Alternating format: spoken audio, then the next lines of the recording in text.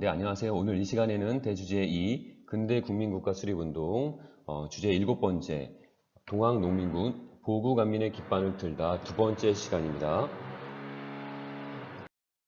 네, 지난 시간에는 동학농민운동에 대한 부분, 우선 19세기 후반의 조선의 상황에 대한 내용을 살펴보았고, 이 동학이 농민봉기로 전환되어가는 일련의 내용들을 살펴보았습니다. 그다음에 고부 농민 봉기가 왜 일어났는지에 대한 부분을 고부군수 조병갑의 비료와 수탈 등의 횡포 내용을 통해서 살펴보았고요. 1차 농민 봉기는 백상봉기와 황토현, 그 다음에 황룡천 전투에서의 승리 이후에 전주성을 점령하게 되는 것이죠. 그래서 점주 화약을 채굴하고 난 다음에 집강소를 설치해서 집강소 농민자치기구를 중심으로 폐정 개혁안을 실시하는 일련의 과정을 살펴보았습니다. 그래서 동학농민운동의 어떤 역사적 의의는 반봉고적 성격을 지니고 있고 그 외에 오늘 배교될 2차 농민봉기에서 반외세적 성격을 또 확인해 볼 수가 있는데요. 자, 오늘 수업은 동학농민군 왜 다시 봉기했는지 2차 농민봉기에 대한 이야기를 살펴볼 수 있도록 하겠습니다. 자, 요즘에요, 우리 주식시장에서 매우 흥미로운 일이 벌어지고 있습니다.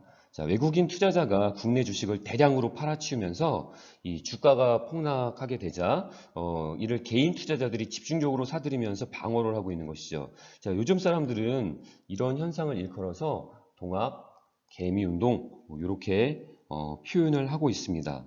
자, 개인 투자자를 뜻하는 이 개미에 우리 지금 배우고 있는 1894년도에 반외세, 반봉건 운동인 이 동학농민 운동을 합쳐서 만들어낸 신조어입니다. 자, 이 개인 투자자들이 외국인 매물을 받아내며 이 막아내는 모습이 마치 반외세 운동 같다라고 해서 동학 개미운동이라는 이 신조어가 만들어지기도 했죠. 자, 해서 이런 동학 개미운동의 신조어가 나올 정도의 이 1894년도에 동학농민운동 2차 봉기는 어떻게 진행됐는지 하나하나 차근차근 살펴볼 수 있도록 하겠습니다.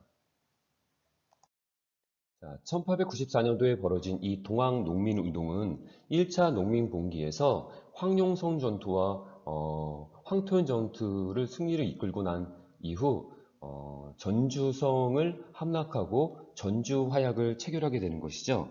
이 전주 화약 체결 후에 이 우리나라 정부는 청일 양국 군대의 철수를 요구하게 됩니다. 자, 하지만 일본은 경복궁을 기습 점령하게 되고요. 청일 전쟁을 일으키게 됩니다.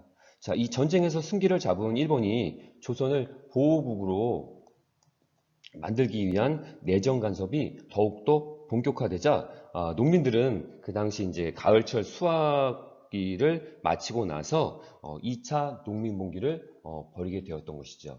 이 2차 농민봉기의 근본적 목표는 반봉건이 중심이 되었던 1차 봉기와는 달리 1차 봉기 때는 고부 농민봉기에서도 우리가 살펴보았듯이 탐관오리에 대한 어떤 처벌 뭐 이런 부분이나 아니면 신분제 폐지의 요소나 아니면 뭐 공사체의 폐지, 무명의 잡세 폐지, 토지의 평균 분작 등 당시 봉건적인 체제에 대한 반발이 중심이 되었다면 이번 2차 농민 봉기에서 우리가 살펴볼 수 있는 주요 핵심 목표는 무엇이냐면 반외세, 반일 일의 요소가 주 목표였다는 것을 하나하나 차근차근 살펴볼 수 있을 것입니다. 자, 우선 동학교단의 전체 봉기라고 언급되어 있는데요. 당시 1차 봉기 때는 주로 삼남지방 경상도나 충청도나 그다음에 전라도 중심으로 이루어졌다고 본다면 이번 2차 봉기는요. 경상도나 경기도 지역이나 그다음에 위쪽 황해도 지역, 그다음에 강원도 등지에서도 농민군의 봉기가 이어졌다고 볼 수가 있는 것입니다. 그리고 정봉준이 이끄는 이 남접군과 그다음에 손병희가 이끄는 북접군이 이 논산에 집결을 해서 서울로 진격하는 일련의 과정 속에서 우금치라는 하는 지역 있죠. 이 지역이 지금의 공주 지역인데 이 공주 우금치에서 일본군과 정부군의 연합부대와 맞닥뜨리게 됩니다. 이게 그 유명한 공주 우금치 전투라고 이야기합니다. 자, 근데 문제는 뭐냐면 여기에서 최신식 무기를 가진 일본군에 결국에는 동학농민군이 패하고 말게 된 것이죠.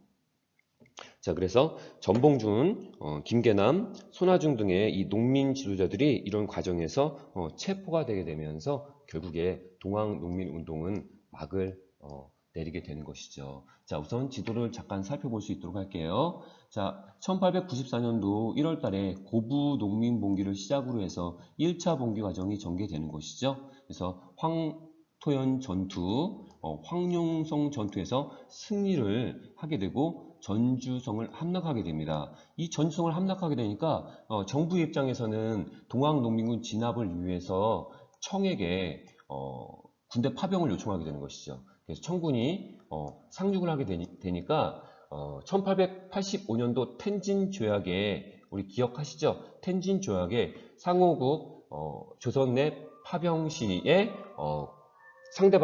상대국에게 통보를 한다는 내용이 있죠. 이것을 근간으로 해서 일본군이 상륙을 하게 되는 것이죠. 그래서 우리나라 내에서는 청군과 일본군이 함께 병존하는 시기가 만들어지면서 분위기가 굉장히 위태로운 상황이 되게 되죠. 그래서 조선 정부와 동학농민군은 잠시 전주 화약을 맺게 되는 것이죠. 화의를 맺는 약조를 맺게 되고 이 이제 과정에서 농민 자치기구 집강소를 설치했죠. 그 집강소를 중심으로 해서 패정개혁안을 추진했다라는 이야기를 했었어요.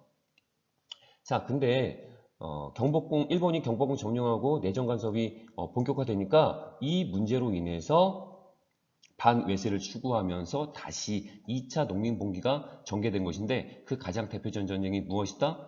우금치 전투다. 그렇지만 안타깝게도 이 우금치 전투는 패배를 하게 되었던 것이죠. 자, 1894년도에 일어난 동학농민운동은 우리의 민족 운동이었습니다. 이 동학농민운동의 역사적 의미는 반봉건을 지향했고 반외세를 이야기했다라는 부분이죠. 자, 이 과정 속에서 동학농민운동은 과연 그러면 어떠한 영향을 주었는지에 대한 부분 살펴볼 수 있도록 하겠습니다. 우선 동학농민운동에서 제기되었던 패정개혁의 안의 요구는 같은 해 1894년도, 95년도까지 진행된 갑오개혁에 영향을 주게 됩니다. 조선 정부의 경우에도 이제는 근대적 개혁의 필요성을 절실히 절감하면서 동학농민운동의 패정개혁안의 내용을 일부 수용하게 되는 때가 오게 된 것이죠. 그리고 항일투쟁으로 연결되었다라고 하는 내용입니다. 자, 항일의병, 영학당, 활빈당 등 활동에 영향을 미쳤다라고 하는 내용인데요. 자, 우선 동학농민운동 패정개혁안 12조 내용 지난 시간에 살펴봤던 부분입니다. 동학도와 그 다음에 정부는 협력을 해야 된다라고 하는 부분, 탐관오리에 대한 처벌, 그 다음에 횡포한 양반살인에 대한 엄징, 그 다음에 불량한 양반에 대한 징계, 그 다음에 노비문서 소각, 그 다음에 백정 머리에 쓰는 가등은 없애버려라, 이민평등, 신분제 폐지 등이라고 볼 수가 있겠죠. 청상 과부의 재가를 허용해달라 라고 하는 거, 그러니까 인수 폐지에 대한 부분이겠고요. 모든 무명의 잡세는 일체에 거두지 않는다 라고 하는 부분, 그 다음에 관리 채용은 인재를 등용해라, 능력본위에 대한 부분이고요. 외화 관통하는 자는 엄징한다. 반외세적, 반일정 요소가 여기서 살짝 나오고 있네요. 그 다음에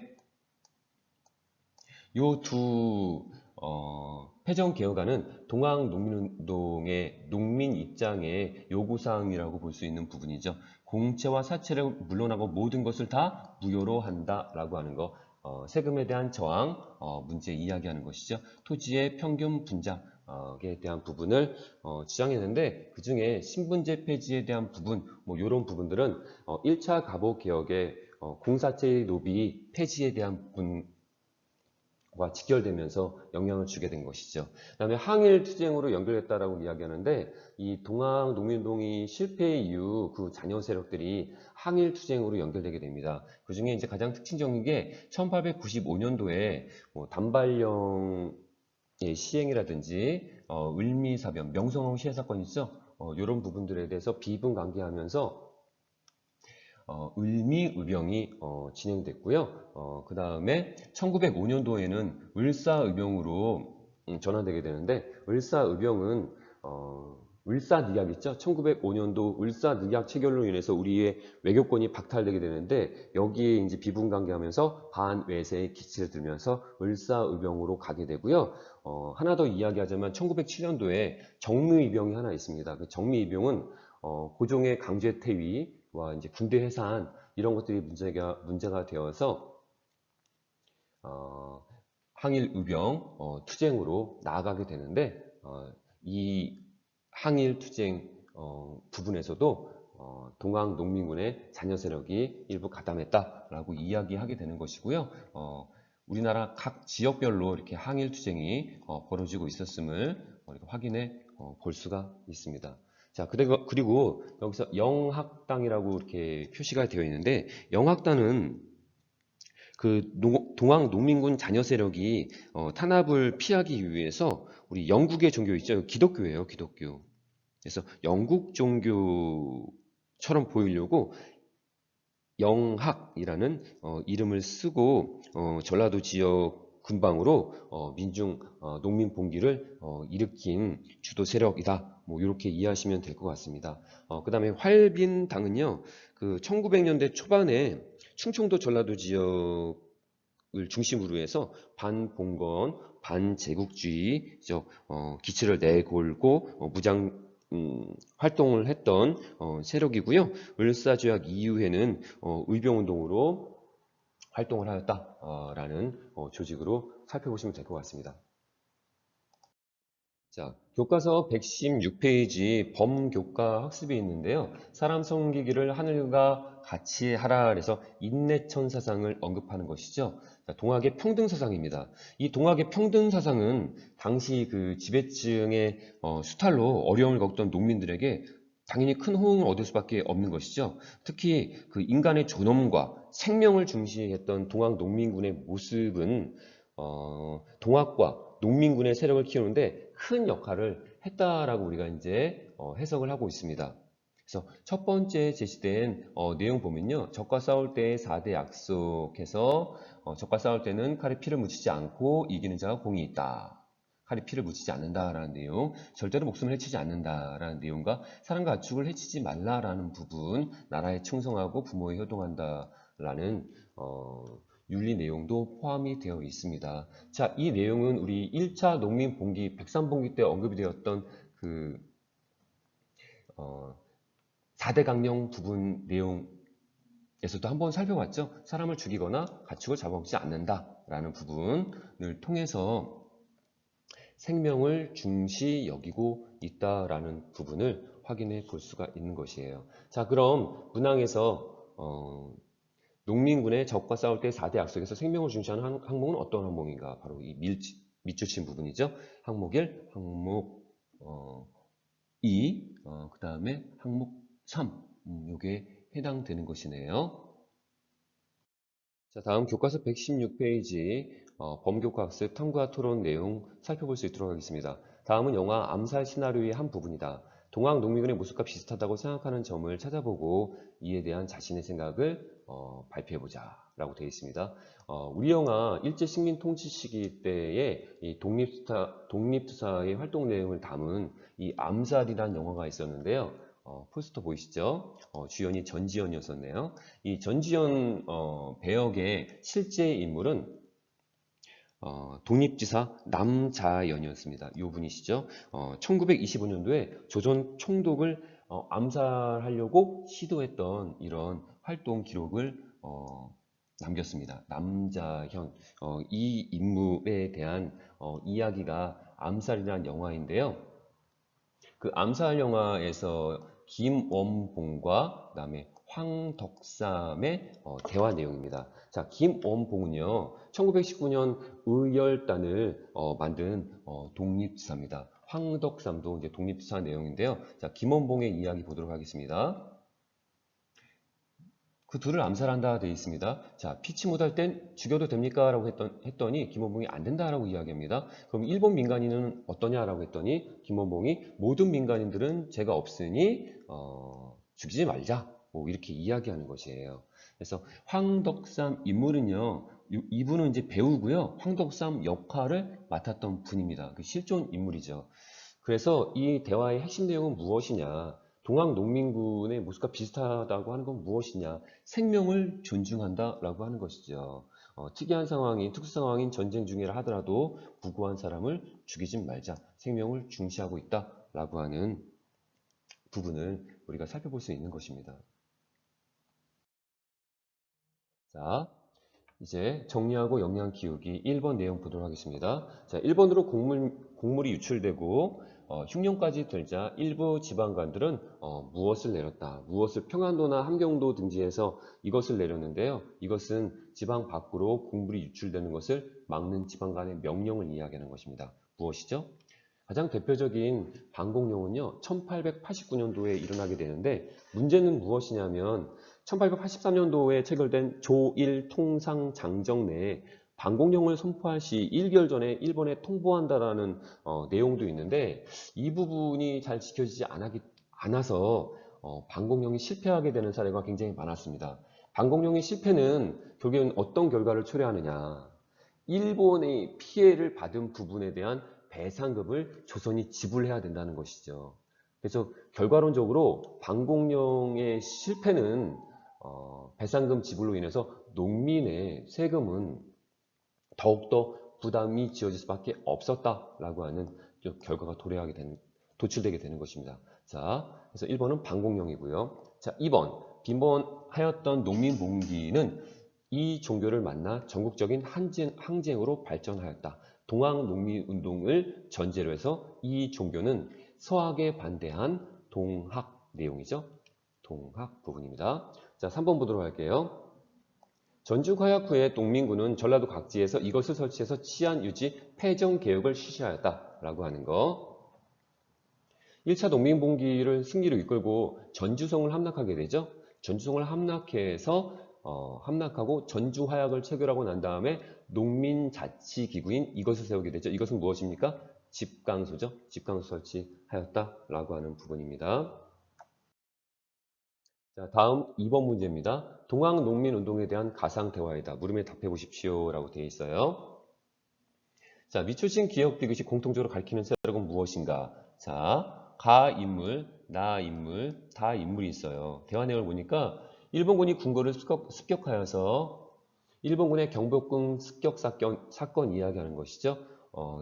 임금님을 놀라게 했어. 그래서 의병을 규합하였다라고 하는 부분입니다. 동학농민운동 이야기하는 것이죠. 자, 니은 도적들은 가는 곳마다 공문서와 장부를 불태우고 관청의 재물을 약탈했어. 이 도적도 동학농민군을 이야기하는 것, 지칭하는 것이죠. 자, 다가 언급한 대화. 관청과 부자들이 빼앗아간 곡식과 재물을 다시 우리에게 나누어주니 의적이 따로 없다. 그래서 동학농민군을 이야기하는데 가, 나, 다의 동학농민군을 바라보는 관점이 사뭇 다르다는 것을 우리가 확인해 볼 수가 있습니다. 그래서 1번은 동학농민군이 되겠고요. 자, 2번 가다에 들어갈 이에 적절한 사람을 요구해서 고르라고 했죠. 고부농민, 농민군 지도자, 양반 유생 어떤 입장이냐?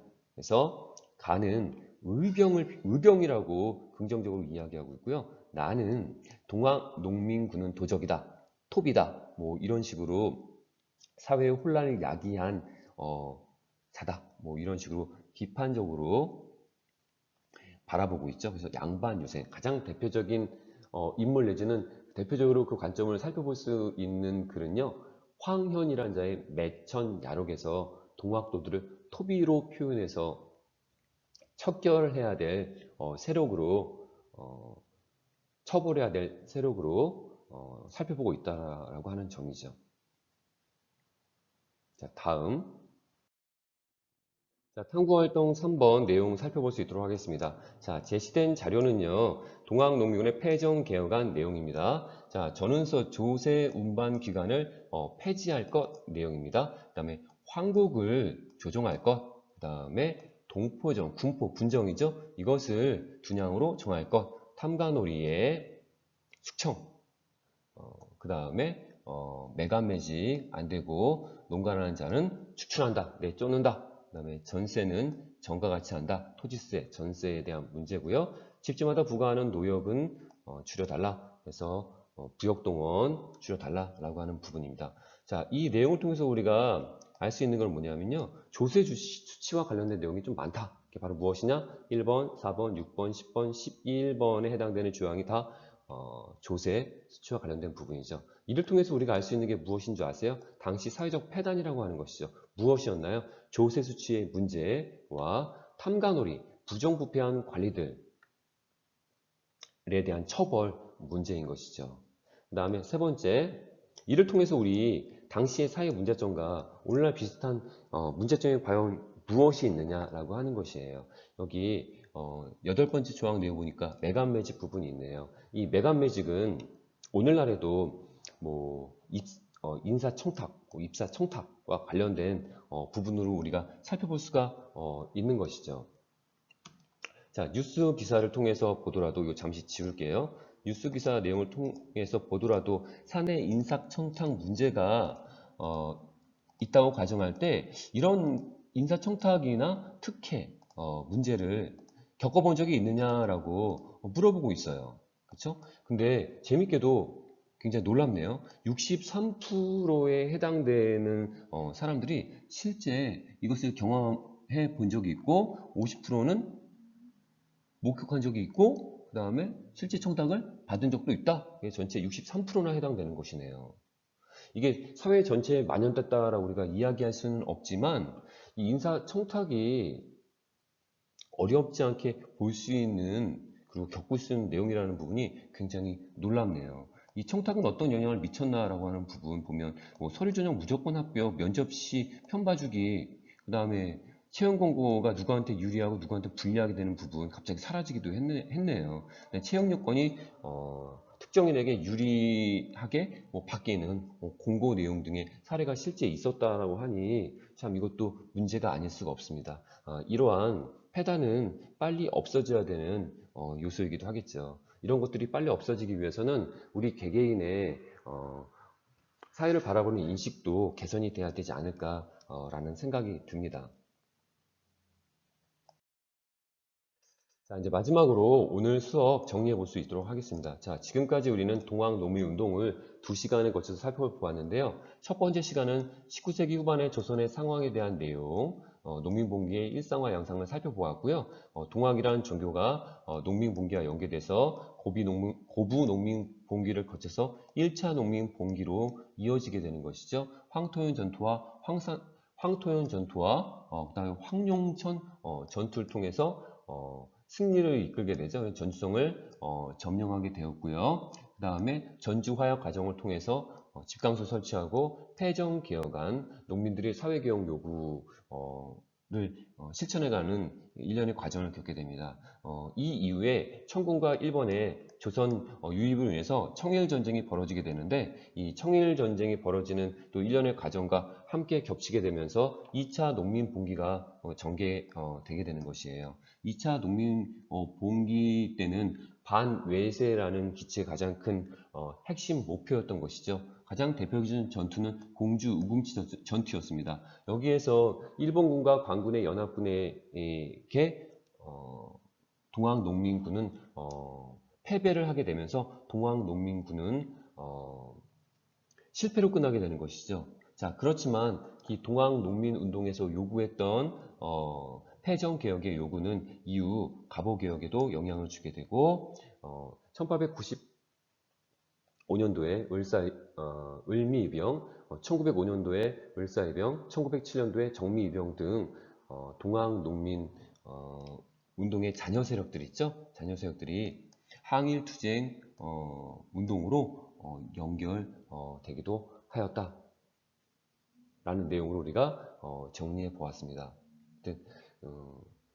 마지막으로 정리하면 동학농민운동은 반봉건적 성향 그리고 반외세적 성향의 역사적인 민족운동이었다라고 하는 점으로 오늘 수업을 마무리할 수 있도록 하겠습니다. 자, 그동안 수고 많았습니다. 오늘 수업은 여기까지 하도록 하겠습니다.